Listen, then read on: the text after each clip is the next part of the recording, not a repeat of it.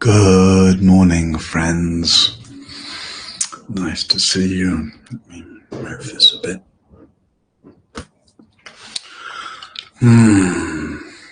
Another day, another Dharma, another Monday, another moment to lean into the theatre of experience, whatever its flavour. Lean into the whatever body and heart and mind and world are reflecting back to you in this moment. It was very nice to see a lot of you in London on Saturday, day before yesterday. So I taught a day in London, and I asked at one point in the hall, how many of you sit at Sangha Live? And it was a lot, like, I don't know, 60 or 70 at least. So that was very nice. And I gave a theme for this week, which was human nature, Buddha nature. Or Buddha nature, human nature. And my idea with that was just to each morning, just to contrast a little bit some of the facets of life which are all too human, and to give a kind of liberating perspective on that. Sometimes it might be contrasting what we think of as human nature and Buddha nature. Sometimes it might be to see that even though those can seem to be far apart in some way, that actually through entering into that which is just ordinary human nature, we might discover it to be Buddha nature. What does Buddha nature mean? Buddha nature means kind of our original nature, our free nature, the nature of our being when it's clarified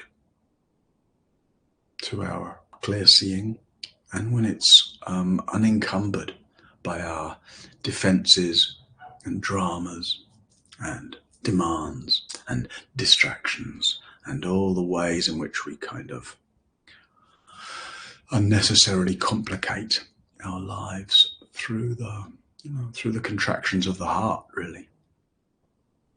So I thought today the way I might reflect on that is by these sort of contrasting visions. How does human nature, which we're all living with, become Buddha nature? Or we might say, how does human nature get recognized as Buddha nature? And that's a little bit the two contrasting views. In the one view, human nature needs to become Buddha nature. It's like, in other words, we feel like I need to transform myself, I transform my mind, transform my habits, I transform through a process of meditation and a process of kind of ethical conduct and a process of exploring our patterns and a process of kind of being interested in our history, etc. So that's one vision. I attend to my human nature in order for it to transform into Buddha nature. Yeah. And then other view, which seems contradictory. I have to really accept my Buddha nature, my human nature. And by really accepting everything just as it is, accepting human nature, I can see that in that acceptance, there's a freeness, there's a resolution of friction, and I see that this human nature is Buddha nature. So you might see for yourself, do you have a view? Does your practice run along in accordance with one or other view? I need to change, I need to transform, I need to grow, I need to get rid of some of these problems and neuroses and habits, and in order to realize this vision of freeness, awakeness, Buddha-ness. Right. Or is the orientation more, I need to just accept, be with, allow, etc. So that this which seems to me to be my human nature with its frailties and foibles and frictions can be really entered into in such a way as to know its essential freeness. So, which, if you'd like to know my view about which it is, it's both. It's both. right? In different moments. There are some things we see that we need to do something about. We need to redirect our attention. We need to exercise some restraint. We need to inquire into. We need to stop certain habits. We realize, I need to stop feeding those habits. Other habits, I need to understand why I keep getting caught up in those habits. Right? So there's a transformational, an intentionally transformational aspect to our practice. And at the same time, the best way in to really seeing, what needs care and attention? What needs is this process of just allowing everything to be just as it is. And then allowing everything to be just as it is a kind of settling or clarifying that allows us to see our experience more clearly. So both the accepting and the transforming. Another way to express that is with this sense that, okay, there is a transformation. We come to a practice like this because we want things to transform. So in the ideology is one of transformation from A to B. A, human nature, B, Buddha nature. But in the methodology, right, so the ideology is one of transformation. In the methodology is one of not trying to go anywhere. Just let me really be with A. Let me enter into A. Let me be as awake and present and accepting as I can of A. And then we'll see that, A and B are not separate. Human nature and Buddha nature are not different. So, accepting, transforming, and in the process we gain the trust and the recognition of how those two work together. Right? It's not easy at the beginning of a practice. Not easy to have the sense that if I just be with things just as they are, that itself is transformational. And yet, as we do that, we realize that we're not just being with things as they are in some kind of neutral or passive way. No, that being with has a kind of dynamic component. That being with, what is it that's being with our experience? It's this kind of luminous quality of awareness. So by being with what's happening, we're lighting up, literally. We're illuminating, we're enlightening, we're lighting up our experience, which itself is transformational, as well as the way we see more clearly what we need to address, change, support, stop, etc. All right, that's enough talking, probably. Let's have some meditation practice. I don't know if I'll say very much this morning. I'll probably say more on other days this week, but maybe I'll say a couple of things that feed into this theme. But mostly we'll just make the time to arrive, sense, settle, soften, open, receive, make room for the stuff of the moment. So friends, please take your seat for meditation.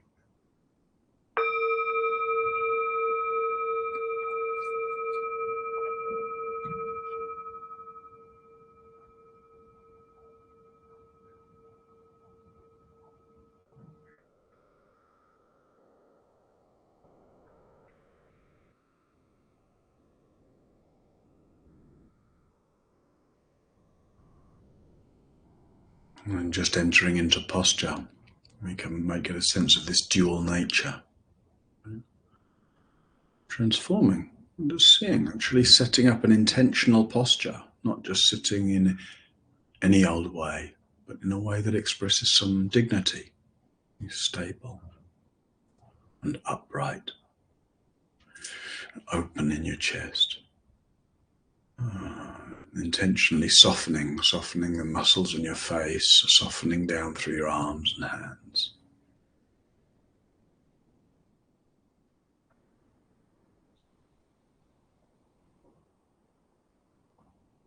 And resting into posture, resting into presence, resting into the natural immediacy of experience.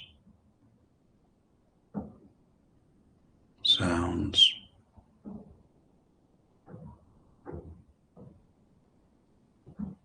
sensations,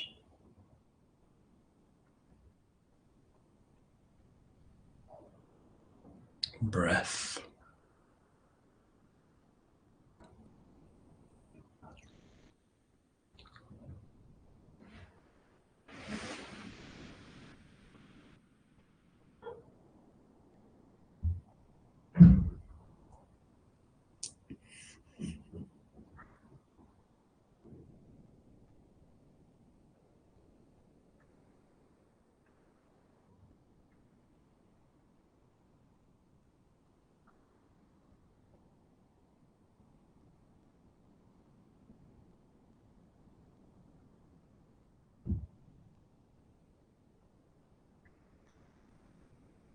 Each breath is itself a kind of a transformation. Each breath transforms the air in our lungs. Each breath transforms our cells.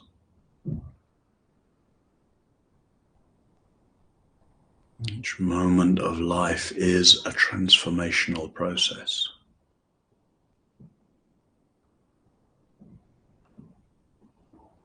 So really, as much as possible, consciously, just receiving this naturalness of breath. Allowing body to breathe by itself.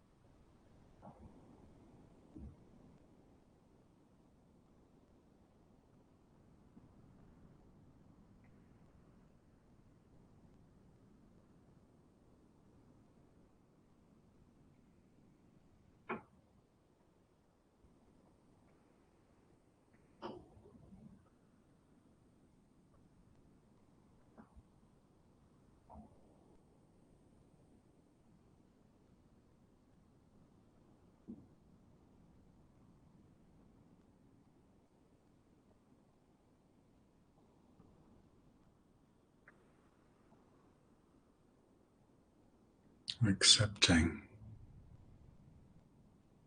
this breath. Accepting the way body is configured right now.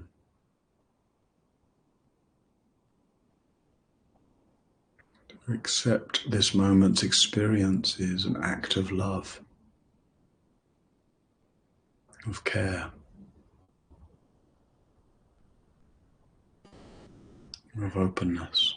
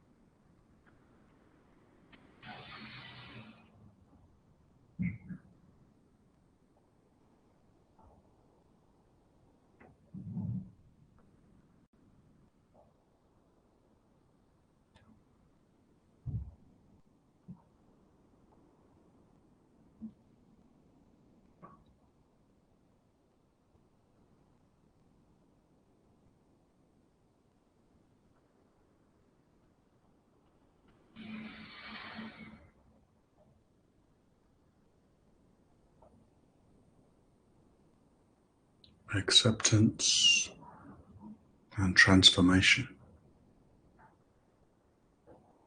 presence and flow,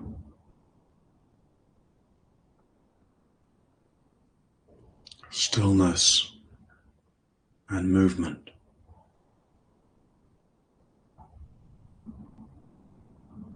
All inseparable.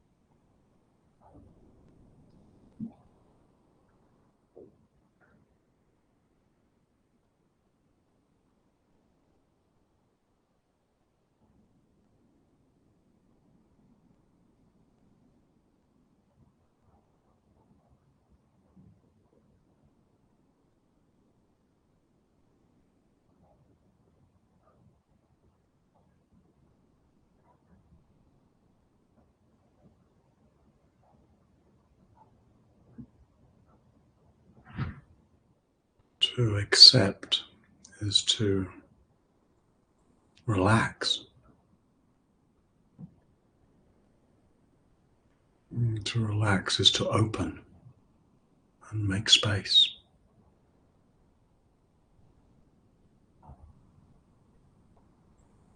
And making space allows movement and transformation.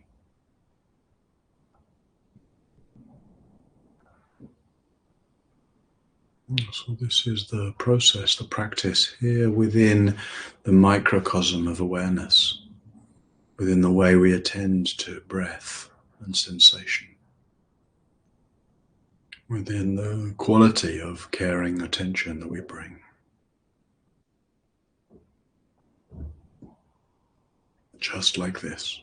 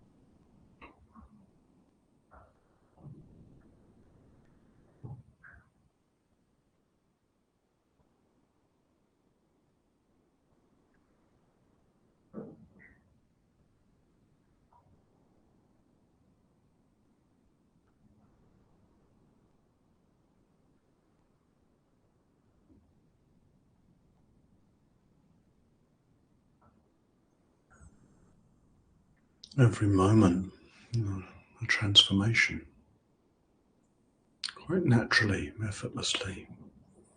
Just feeling the way in which breath is constantly changing, the way sensations fizz and pop. The way there's a fundamental dynamism that is the very essence of each moment's experience. Moving, changing, transforming experience.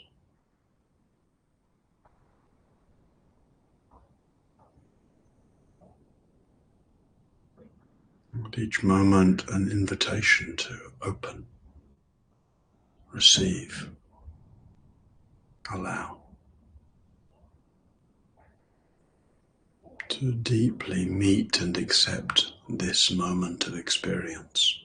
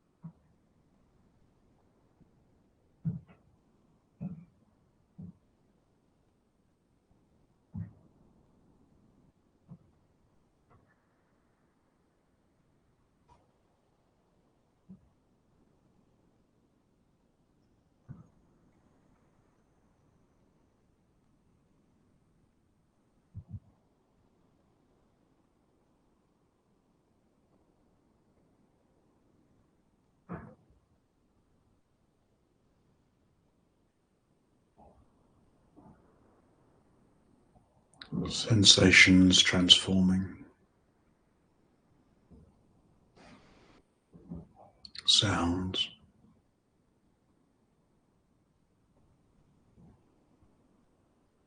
thoughts and feelings, ideas and images, mind states.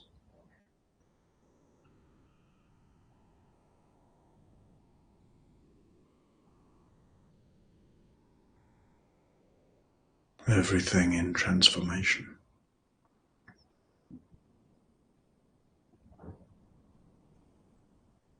And our opportunity in meditation to be in the very heart of transformation, to bear gentle witness to the dynamism of life, to know ourselves as all of this, all of this.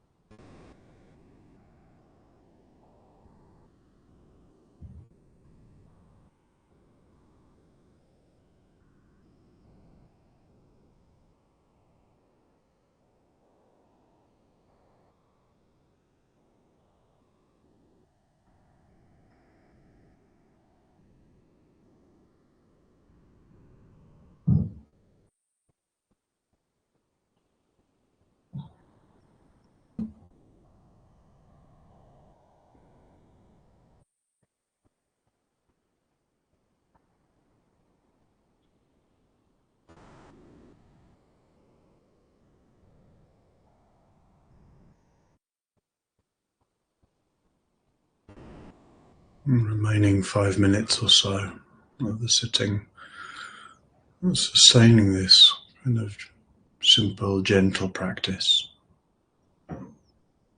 presence, openness in the midst of life's dynamism, acceptance and care in the midst of each transforming moment. Just like this.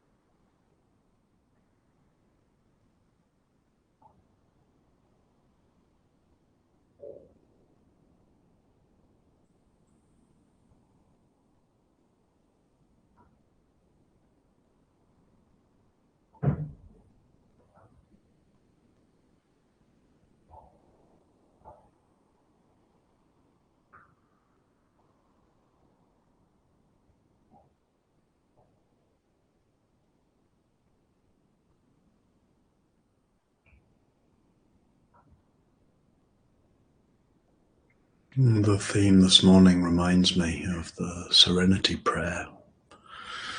So may we all have the clarity, the serenity to accept what cannot be changed. And may we have the courage to change what can be changed, can be transformed. And may we have the wisdom to know the difference.